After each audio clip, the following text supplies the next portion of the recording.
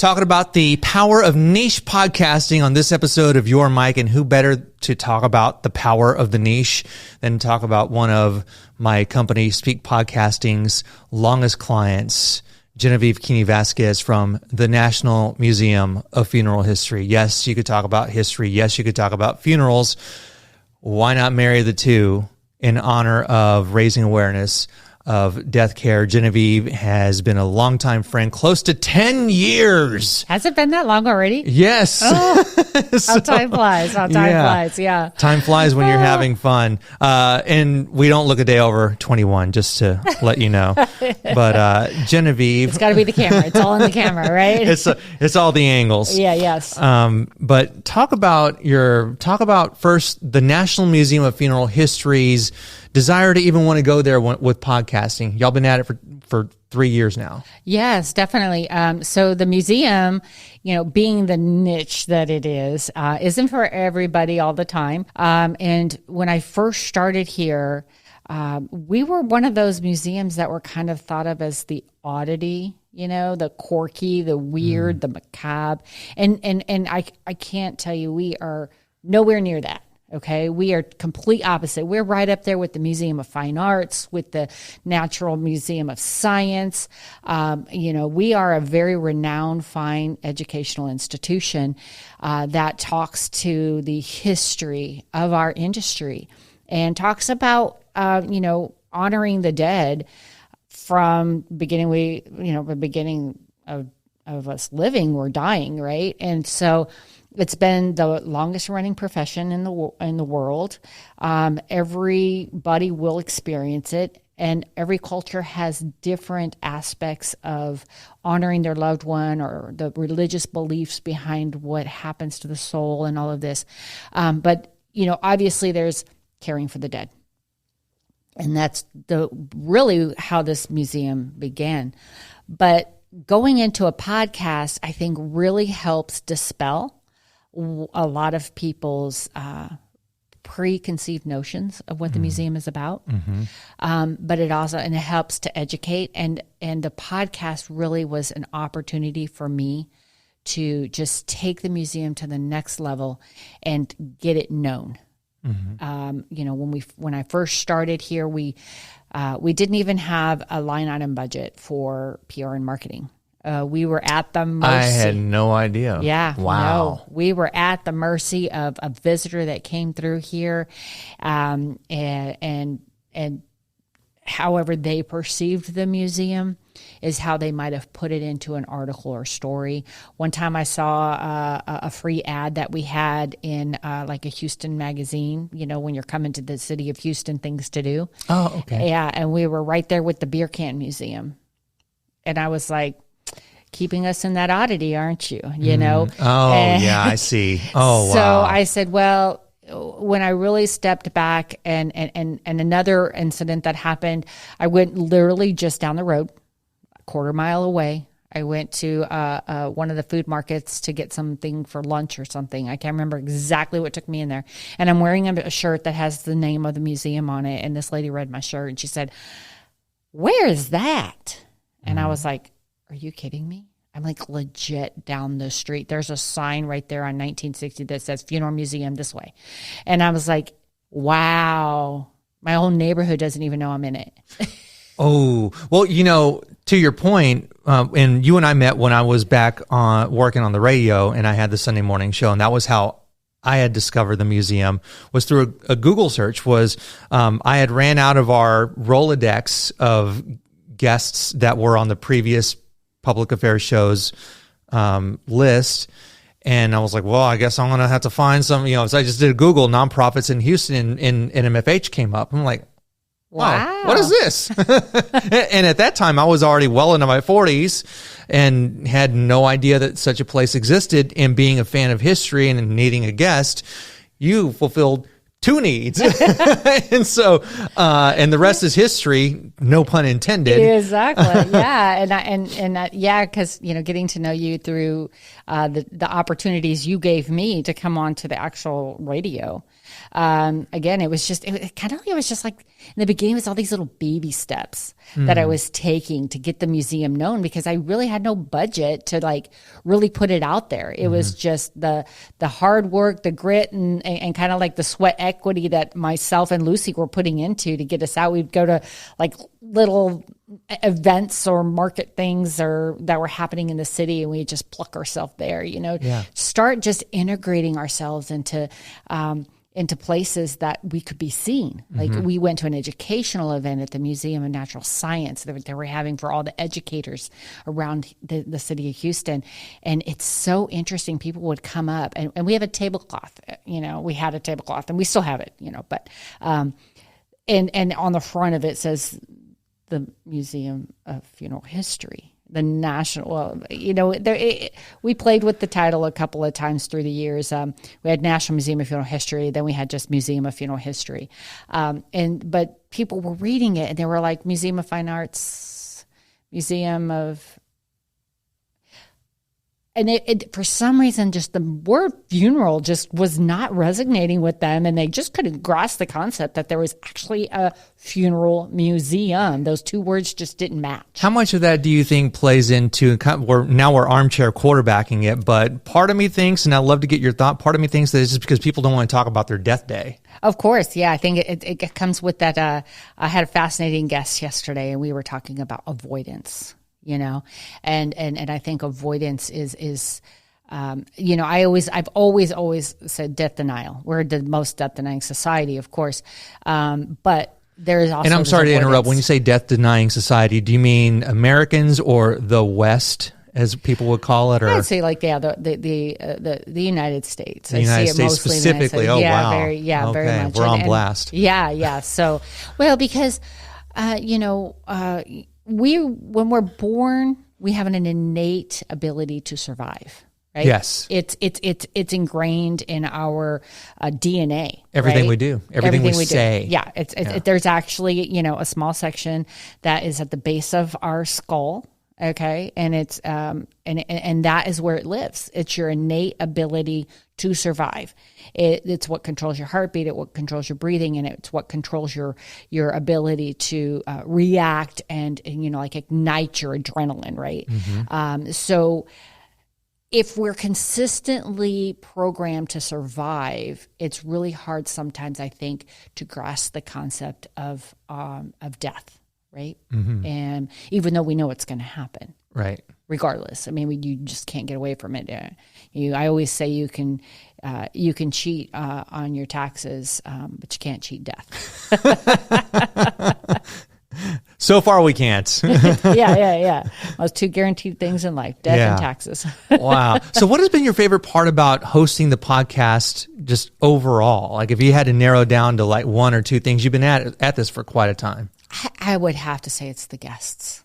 That is my number one, is the guests that I get, because in the beginning, I was striving to create podcasts that were very specific to perhaps the exhibits that we have in the museum, because I was, I'm kind of in the trenches, right? I'm in the trench of the museum, and sometimes it's hard to think outside the box or see over the ridge of that trench, right? To see what's out there. And so in the beginning of the podcast, I was really striving to expand on the exhibits through guests that were relative to the exhibits themselves. Gotcha. To get people interested, right? Like Mr. Larry, your dad. Right. Talking about coins. Talking about the coins. That correlates with our money casket. That correlates with the Abraham Lincoln pennies. And we have him back. Yeah, we have him back. Yeah. So, just trying to find very, niched subject matter for my niche topic, the museum, right? The funeral museum. But then what ended up happening this past year, which I found to be very surprising for me, is people were listening to the podcast and realizing that what they're doing in life, their little niche, is very applicable to perhaps the museum and interesting for people to listen to. And so now I'm getting guests coming to me instead of me trying to find the guests. So I have to really say that, my guests are my most favorite part. And then the opportunity to educate. That's my second. Right. Because again, we are a death-denying society. Yes. Even though we like to watch the news. If it bleeds, it leads. Exactly. We like to watch our crime scene shows and movies. Right. Oh, I'm a crime scene junkie. But we don't like to talk about when it comes to us. Yes. Everyone else, or in a fictitious context, right? Yes. As long as it stays an arm length away. Yeah. It's okay to be a part of it or look at it, right? But when it starts crouching and gets closer, then we start panicking per se. Let's talk about you as a host, because I've got this theory, and you and I both know Dorothy, who she's now retired, but she was the co-founder and CEO of The Rose. I did not know she retired. Oh, yeah. Congrats to her. Yeah, a few weeks ago. Oh, wow. Yeah, but I met the two of you when y'all were guests on a Sunday show, and so I have this theory that I think is about to be proven, that if you're great as a guest, it translates into being great as a host, because you're interfacing with a host already, so you intuitively kind of know what the host is trying to get out of you. And so when you're in the host's seat, you're like, oh, well, I know what it's like to be a guest. Yeah, actually, I think being a guest is helpful. I think every host should be a guest a couple of times. Bingo. Yeah. Yes, because then you know what it's like on the other side of the table. Yeah. Right? Yeah. Just like every funeral director, unfortunately, should experience a loss in their lifetime. Oh. Because it helps them be a better funeral director. Is that a hot take in the funeral industry? I don't know. I haven't done the stats on that yet. Oh, wow. But I must say, I've always said that the loss that I've experienced in life has made me a better funeral director. True. Being a guest makes you a better host. I mean, nobody wants you to be a cop if you've never shot a gun. I mean, not that not that you get into being the police to shoot a gun. This is a horrible. but it's true. I mean, you have to know how to engage. I mean. Engage. Yeah. There you go. Yeah. If you don't know how to engage properly, because I'm going to tell you right now, I love my crime shows, but for some reason we've gotten really big on our cop shows as well. My sister was a retired police officer for San Diego, so having a cop in the family has always allowed me to have a very keen sense of interest, pride, and understanding, right, of what they go through. And my sister has since passed away. She died of breast cancer. But we watch these cop shows now, and I'm like, oh, the patience of those cops. I'd already thrown them to the ground. Beat them with my baton. I just, and then they're fearless. These cops are fearless. I remember one time, I know this is completely off the subject matter, but you opened the can of worms. So let me tell you the story. I go on a ride along with my sister. Oh. And if you don't know what a ride along is, it's where, I don't know if they still do them today. But you go on a ride along, you sign up, and you get to be with them on one of their patrol beats. You get to stay an entire shift with them, right? And so my sister and I are in the cop car, and my sister takes us to, she's patrolling, and one of the areas is that she's responsible for has a heavy gang activity. And she takes me by this house that was spray painted with a cop's name on it. And Ooh. The message there is if your name as a cop gets spray painted on a house, you are now a target for that group. Like they're coming for you, right? They're searching for you. Mm-hmm. So my sister's like, oh, I got to show you this house. Well, then there's a suspicious car sitting parked on the street with people in it, right? My sister pulls up to this car and slows down because she needs to see what's going on inside the car. Now, mind you, she's the driver, I'm the passenger, and the car is parked on the correct side of the street. So guess who's the closest to that car? Oh, you. Oh, me. The civilian, unarmed. Exactly.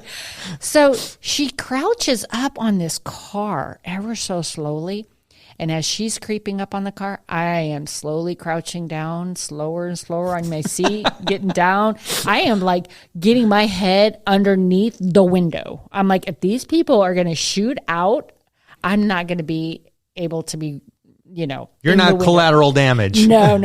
It scared the shit out of me. I'm not going to lie. I was scared. Oh. And in that moment, I have to tell you, I saw the bravery of cops in that moment because they don't know what they're going up against. Even a routine traffic stop, even pulling up next to a car. Exactly. Right. You just never know. Exactly. Right. And then another incident, I had to tell you that what really that ride along taught me so much, and I love reflecting back on it all the time. It's the best memory, one of the best memories of my sister and I together. We pull up, and there's this old man lying in the gutter, right? And my sister gets out in her sternest voice, "Get up!" Da, da, da, and I'm like, "Why are you yelling at this poor old man?" Okay, so mind you, well, if you don't know, I'm the caregiver. I was a healthcare provider. I was in the medical field for over 30 years, and so I'm the nurturing kind, the caring kind. Oh, this poor old man, let me help him. He's in the gutter. I got to go and give him aid, right? And here my sister's like, "Get up," with her mean, stern voice, and I'm like, "Why are you so mean to him? The poor man is in the gutter." And she's like, "No, he's drunk.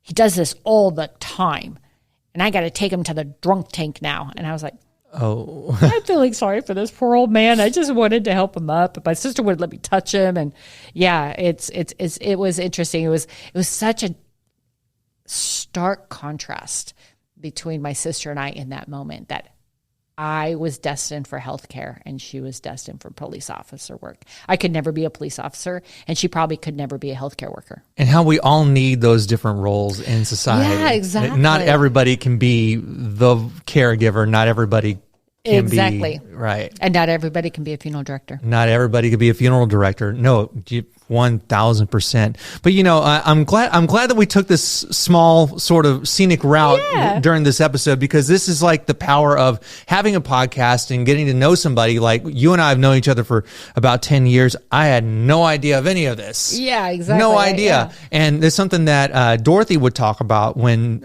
she would talk about her podcast, which is Let's Talk About Your Breasts, which is still publishing episodes, is that she will have guests on her show that she's known for years, and they will open up about stuff she had no idea. And these are friends, these are employees, former employees, these are donors to the Rose. And so that's like the power of the medium that we don't get when we're on a 5-minute TV hit or an 8-minute radio segment that airs on a Sunday morning. Yeah, and the thing, I think the beauty that I love about the podcast is you never know when you hit that start button to start listening to the episode, you never know what you're going to get. Yes, you have a kind of like an idea by the title, perhaps, right? But I think there's this sense of free will, creative freedom within a podcast itself. That like when I have my guests, right? I always tell them, they send me an outline. They're like, "Oh yeah, we're going to talk about this, this, this, and this," and it gives me a general idea of the things that we need to discuss, right? But I always tell them organic. I love organic conversation, and I love, like you said, these little side jaunts, right? Mm-hmm. Because it just opens up the mind of the guests. It brings you a little closer to the guest, and it allows the listeners to perhaps learn something more about the guest, or something in life that they never knew existed, or something they can end up relating to.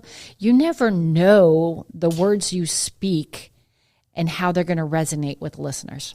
Oh, absolutely. And like, I had no idea I'm learning stuff about you, but also I've only known what a ride-along is. I've never heard a ride-along story like that.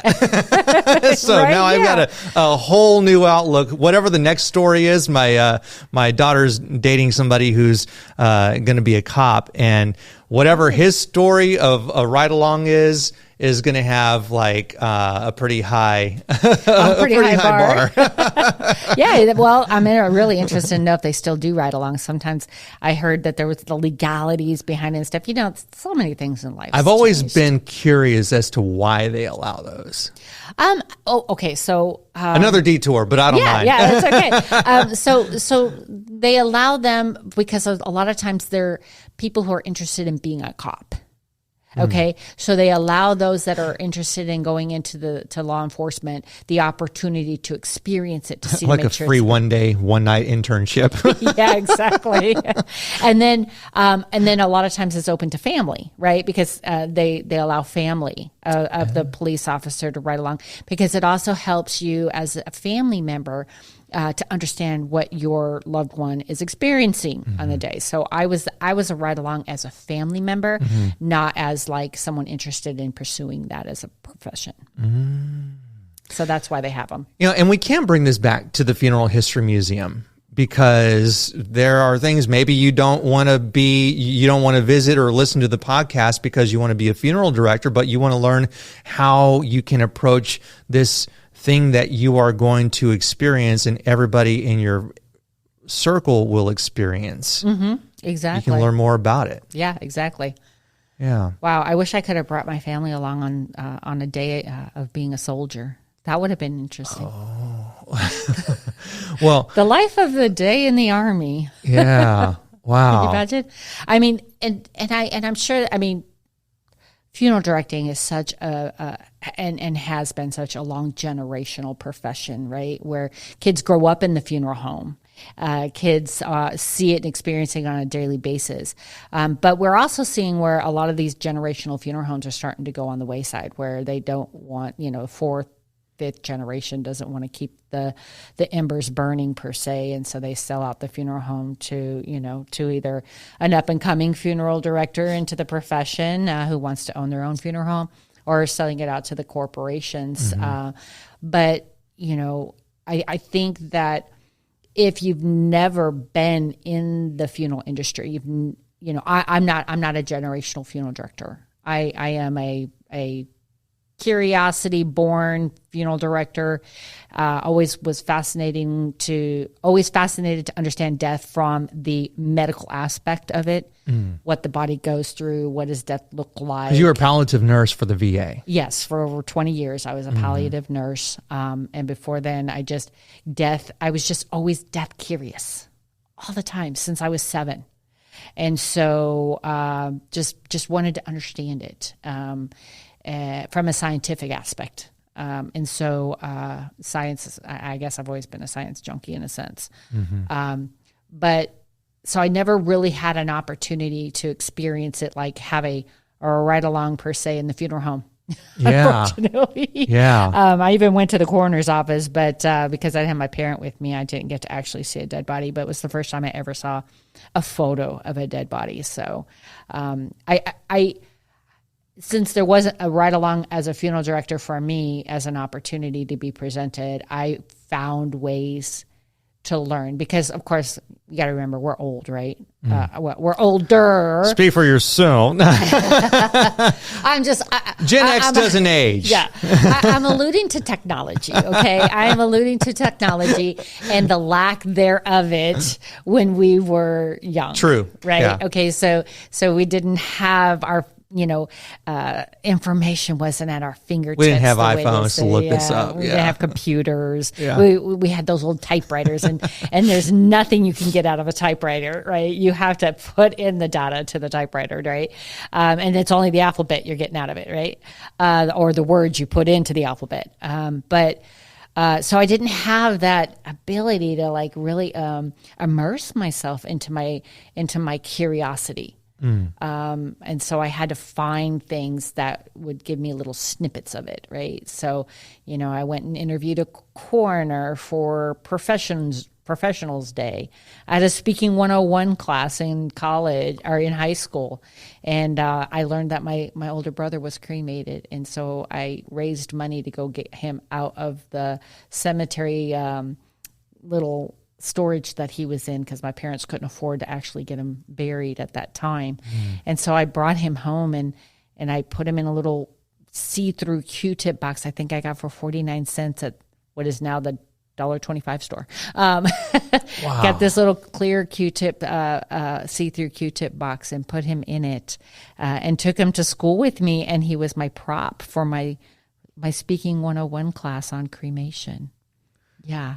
You've been a podcast host this whole time and just didn't know it. Yeah, I didn't know it. You're interviewing people. You got up and spoke about your brother's cremated ashes. Yeah. Wow. Yeah. I mean, you talk about this is like a walking, living, breathing case study in just interviewing somebody that you know. And realizing you have no idea. Yeah, exactly. No right? idea. Yeah. That is amazing. Yeah. Equally as amazing is The Final Curtain Never Closes, available wherever you get your podcasts and now on YouTube. The YouTube channel was born just this past January.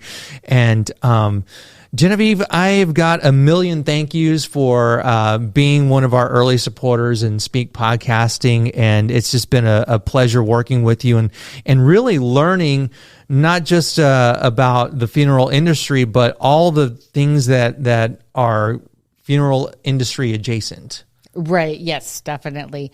And I have to say, I thank you for your I want to say your bravery for like jumping out there from the radio station to starting podcasting and really helping organizations like the National Museum of Funeral History to start really solidifying themselves and validating themselves to the entire world, because this is how we get out there. This is how we get known. This is how we get respected and how we continue to spread the education of one of life's most important events. Thank you so much for that. Yeah. All right.